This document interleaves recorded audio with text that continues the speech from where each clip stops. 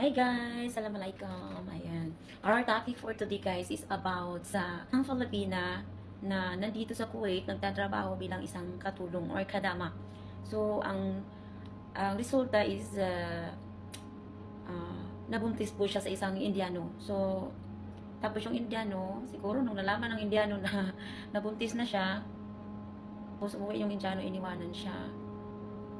Kawawa talaga. So, kaya tayong mga OFW guys, kailangan mag-ingat tayo. Hindi tayo basta-basta magtiwala sa isang tao kasi hindi natin alam kung talagang forever pa sila nandyan para sa atin. So, hindi ito panghuhusga sa akin. Normal lang yan, my love, as a human being. 'Di ba? So, lahat tayo may in love eh, 'di ba? May love na nga yung nangungulbot na, tayo pang may nai-inlove nga yung mga hayop yan sila, 'di ba? Tayo pa ng mga tao, 'di ba? So, normal lang po 'yun. So, ano na po 'yun? Lesson learned as OFW na katulad ko. Hindi ko naman din kayo inaanuhan guys na huwag kayong ma-in-love.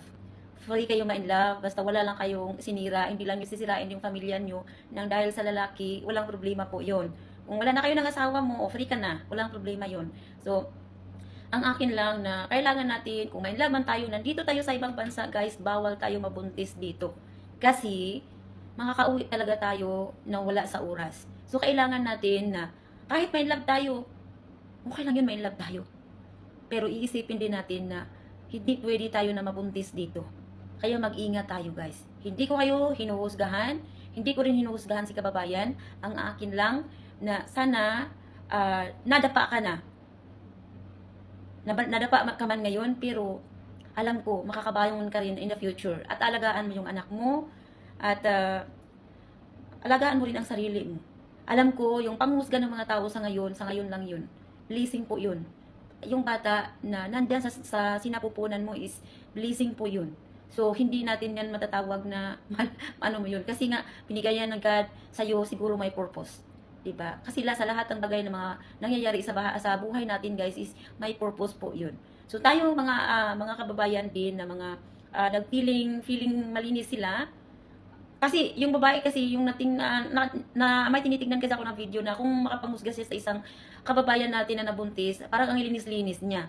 Pero alam ko kasi sa galaw pa lang niya, alam ko na may mga sekreto din siya. Ayaw ko naman din mangusga. Ako din na ako. Hindi ko sinasabi na malinis ako, na hindi ako na-inlove sa ibang lahi. Na-inlove din ako, of course. 'Di ba? So, pero hindi natin yan sinasadya na ma-inlove tayo eh. 'Di ba? So, ano 'yun eh? Parang hindi kasi natin hawak yung puso natin. Kung ma-inlove talaga yung puso natin, ma-inlove talaga 'yun. So, it's depend on you na lang talaga kung anong gagawin mo. Kasi may utak ka naman din eh. Kung na-inlove ka, kailangan marunong ka magdala sa sarili mo. At huwag padalos-dalos talaga kasi baka magsisisi tayo sa huli. Guys, hindi ko naman dito sinasabi na pag kayo dyan, lumalandi kayo dyan, ganito, ganyan. Pero, yung sinasabi ko, kung may love man, hindi nyo mapigilan na may love kayo sa ibang lahi, iisipin nyo na may pamilya din yan sa kanila. Mostly kasi mga tao ng mga ibang lahi, guys, na nandito sa ibang bansa, may pamilya din yan sa kanila. Mag-ingat po tayo. 'Di ba? Lalo na pag may pamilya ka sa Pilipinas, iisipin mo mga anak mo. Iisipin mo yung pamilya mo. Na sana man lang hindi masisira yung pamilya mo nang dahil sa ibang lahi na yan. Kasi kahit ikakamatay pa natin yung pagmamahal natin sa ibang lahi, hindi pa rin yan mag-stay sa atin hanggang sa huli. Kasi may mga asawa yan sila. So, kaya kanilang ipagpalit nila yung pamilya nila para sa atin. At lalong-lalo na nalalaman nila na may pamilya din tayo sa Pilipinas. Kailangan iisipin din natin yun, guys. Huwag lang yung sarili lang natin na parang happiness lang natin yung masaya tayo. Oo, nandiyan na tayo eh. Masaya tayo, na-inlove tayo.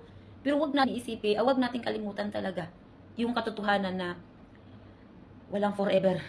Kaya, kailangan protektahan mo yung image mo. Kailangan iisipin mo rin yung sarili mo, sariling kapakanan mo. Kasi, pag nandito tayo sa ibang bansa, guys, na mabubuntis tayo, yung mga, may posibilidad talaga na makakauwi tayo ng Pilipinas. Kaya, yun lang po guys, ang masasabi ko.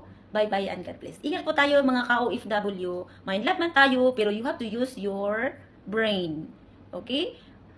Kung ma-inlove ka, Basta, free ka sa Pilipinas, okay lang yan. Pero kung okay yung asawa mo, okay yung pamilya mo, huwag mong ipagpalit sa mga taong stranger. Kasi kahit anong mangyayari guys, sa asawa pa rin tayo babagsak. So kung may asawa ka at hindi nagluluko yung asawa mo sa Pilipinas, huwag kang magluluko, huwag kang papatol sa mga ibang lahi. Kasi yung ibang lahi may pamilya din yan sa kanila.